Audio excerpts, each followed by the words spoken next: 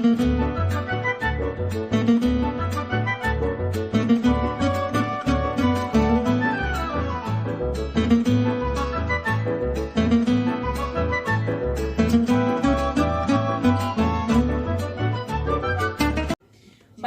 mbo'ehára che irũnguéra che ha'ehína Valeria Roa, Ateneo de Lengua y Cultura Guaraní, tercer año pegua.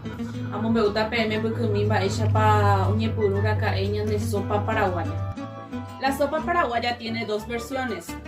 Una dice que era la comida habitual de los nativos y la otra versión surge cuando la cocinera de Don Carlos Antonio López quería cocinarle tuipuetí, una de las comidas favoritas del presidente, que se elabora con leche, queso, huevo, harina de maíz, pero utilizó más harina de maíz de la necesaria, quedándole una preparación más pastosa.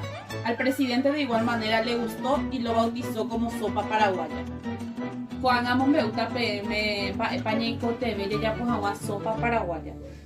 Ñeico TV 300 gramos queso, cebolla, 5 ruas surupia, yucu, cureñandú, cuajada, huití y medio. Amombeúta PM mba'éichapa jajapova'erã sopa paraguaya.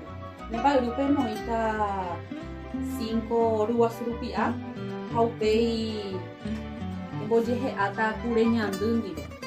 Ovyporã rire poitapupe ndejuky ha embosa'i kesu ha embojehe'ajey.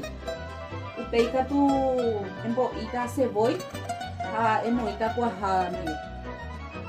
Ha upéi mbeguekatúpe epoíta pype huitĩ ha embojehe'ápa porã rire moíta mba'yrúpe ha guaraha hag̃uáicha tatakua. Ha péicha osẽva'erã ñandéve ñande sopa paraguaya ag̃uije.